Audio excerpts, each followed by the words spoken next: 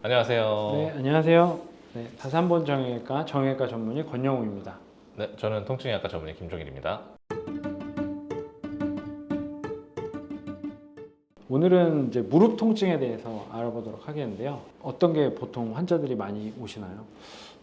아무래도 우리 제일 많은 건 이제 운동 때문에 생기는 거, 무릎뼈 힘주렴 환자분들 많이 오시는 것 그렇죠. 같아요. 맞아요. 특히 러닝 같은 거 많이 하시면서 많이 뛰면 생길 수 있죠. 그러면서 이런 건염이라든지 무릎 관절 주변에 이런 통증들을 호소하시는 분들이 많이 늘어난 것 같습니다. 젊은 층에서. 그렇죠. 네. 이게 예전에는 사실 무릎 통증은 이제 할머니 할아버지들만 생긴다고 퇴행성 관절염. 퇴행성 관절염이 네. 생긴다 그랬었는데 요즘에는 운동 때문인지 건염 환자들도 많고 관절염이 좀 빨리 오시는 분들도 있고. 그럴 수 있죠. 어릴 때 뭐 관월상 연골 파열이 있었다거나 네. 이런 분들. 이런 어떤 무릎뼈 힘주렴 같은 경우에 구별하기가 쉽지 않더라고요. 네. 집에서 뭔가 작아진다는 해서 병원에 갈 수 있게 이제 체크할 수 있는 방법 뭐가 있을까요? 무릎도 마찬가지로 이 건염이라든지 이런 것들은 지각통, 실제 그 부위에 문제가 있어 생기는 경우가 많기 때문에 보통 앞통 부위에 따라서 이제 질환을 좀 나눌 수 있을 것 같아요. 그래서 모형이 귀엽지만 이제 슬개골 주변으로 생기는 통증이 있을 것 같고, 간단하게 보면은 슬개골 위쪽으로 해서 이제 대퇴사두근에 건염이 온다든지 그러면은 슬개골의 윗부분에 앞통이 생기고요. 그 다음에 슬개골 건염이라고 하는데 바닥 부위로 해서 통증이 생기는 경우에는 그쪽에 앞통이 생길 수 있습니다. 그리고 이제 거위발 건염이라 그래가지고 경골이라 그래서 우리 큰 뼈 있잖아요. 아래 다리뼈 말씀하시는 거죠? 아래 다리뼈의 네. 이제 내측 요쪽 부위로 해서 앞통이 느껴지신다면 거위발 건염을 의심해 볼 수가 있습니다. 그리고 보통 이제 뭐 러너 증후군이라 그래서 보통 이제 외측에 장경대 인대가 무릎에 내려와서 붙게 되는데 그 부위가 이제 외측에서 자극 증상이 생기게 되면서 앞통이 발생하는 이제 장경대 인대 증후군. 그건 이제 정말 운동 많이 하시는 분들, 많이 그렇죠. 뛰는 분들. 요즘에는 근데 운동을 많이 하시다 보니까 뛰는 거나 아니면은 뭐 걷기 네. 이런 것들 통해서도 많이 생기는 것 같다.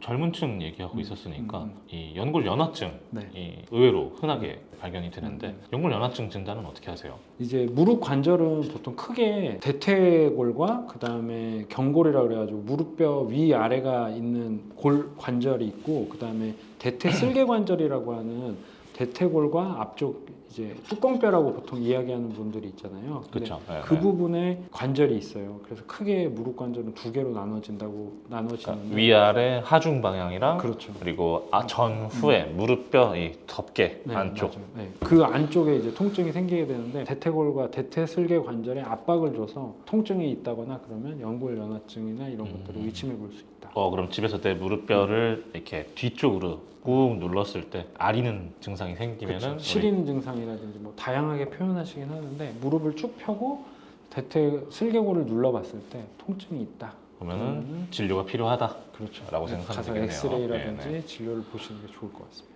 그리고 항상 우리 운동하다가 또 많이 다칠 수 있는 게 반월상 연골 네. 이 부분적으로 내려앉는다거나 아니면은 이 살짝 염증 반응이 생겨가지고 지저분해진다거나 하게 되면은 부하를 줄 때 특히 계단 내려갈 때 이렇게 무릎 관절 안쪽에 통증이 생기게 되는데 그런 경우에 대체로 수술이 필요한가요?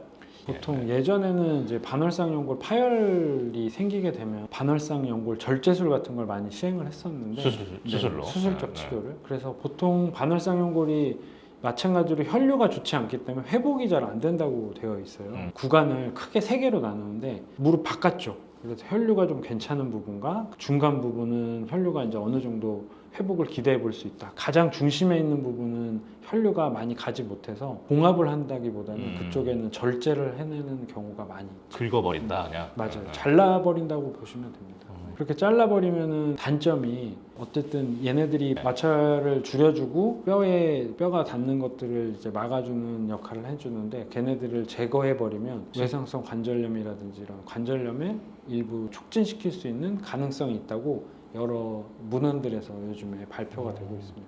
그러면 우리 젊은 연령층에서는 꼭 필요한 경우가 아니면 수술적인 처치보다는 우리 보존 치료를 통해서 기능을 회복하는 거를 조금 더 권장하시는 거예요. 반드시 수술적 치료가 필요한 경우가 있겠지만 그렇지 않은 경우에는 이제 보존적 치료, 뭐 약물을 투여한다든지 이런 것들을 통해서 증상의 완화를 꽤 해볼 수 네, 있겠다. 그렇습니다.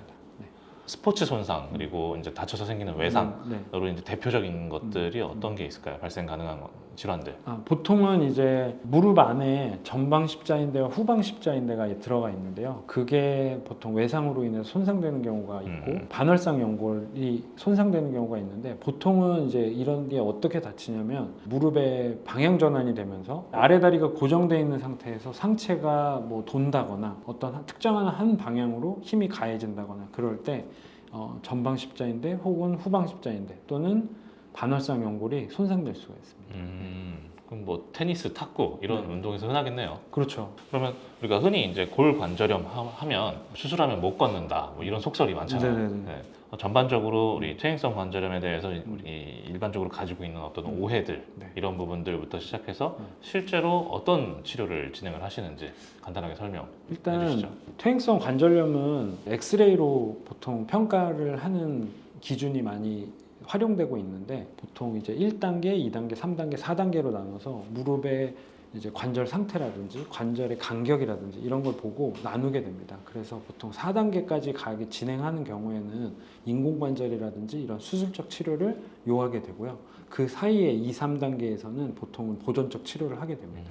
근데 가장 이제 흔하게 사용되는 방법이 히알루론산 주사 같은 것들 그게 가장 일반적으로 사용되고요. 일종의 완충제죠, 그러니까. 그렇죠. 네. 네. 몸에 어떤 이제 꾸덕꾸덕한 물질을 넣어가지고 안에 마찰을 줄여주는 거라고 보시면 됩니다. 그래서 저는 항상 환자분들한테 이제 기름칠을 해서 자동차를 약간 오래 쓰게 타게 기계에 만드는 비유하면. 그렇죠. 네. 그렇게 설명을 드리는데 이게 이제 주사다 보니까 환자분들이 약간 어떤 거부감들을 가지고 계신 것 같아요.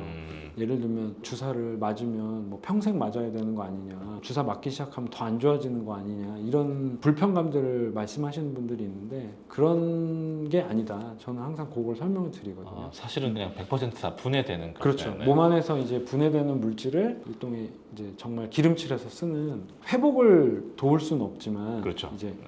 마찰을 줄여줘서 더 오래 쓰게 만들어주는 거죠. 어떻게 보면 이제 수술까지 가는 거를 조금 가능성을 낮춰준다. 이렇게 보시는 게 가장 좋을 것 같습니다. 그러면 우리 회복을 도울 수 있는 우리 가능성이 있는 약재로 흔히 요새 이제 콜라겐 주사 치료가 네. 각광받고 있는데 네. 그거에 대해서는 어떻게 생각하세요? 콜라겐 주사도 네. 요즘에 사용하고 있고 그 다음에 뭐 DNA 주사, DNA 섞인 네. 약물. 네. 뭐 체외 충격파라든지 이런 것들이 데이터들이 많이 누적되면서 좋은 연구 결과들이 많이 발표되고 있거든요. 그래서 예전에 그냥 히알루론산 주사를 놨을 때보다 오히려 일부 회복 효과를 얻으면서 무릎 안에 충전 물질을 넣어서 마찰을 줄여주는 효과까지 같이 얻을 수 있다고 많이 보고가 되고 있습니다. 그래서 뭐 수술적인 치료가 필요한데 그걸 대체할 수는 없겠지만 그 전 단계 환자분들한테는 충분히 도움을 줄 수 있는 네. 종류의 약재들이다. 그렇죠. 그래서 선택지를 저는 항상 넓힌다고 말씀드리는데 히알루론산 주사만을 놔서 그냥 마찰을 줄이고 일부 증상을 완화만 꾀할 수 있었다면 치료 방법들이 되게 다양화되면서 회복 효과까지 더해지는 치료들이 나왔다. 네. 그렇게 보시면 될 것 같습니다.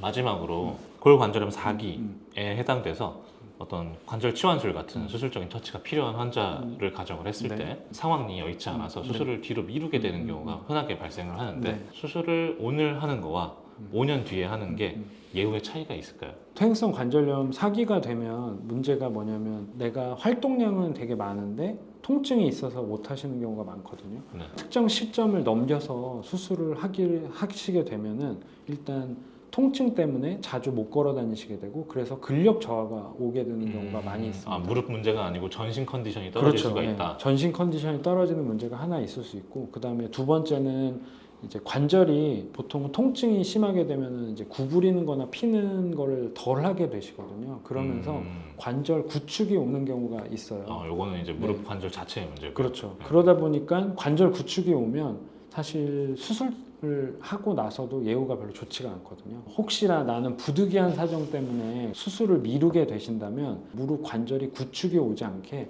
쭉 펴고 그 다음에 구부리고 스트레칭을 반복적으로 해주시는 게 추후에 수술 후에 이제 예후를 좋게 만드는 하나의 방법이 되겠습니다.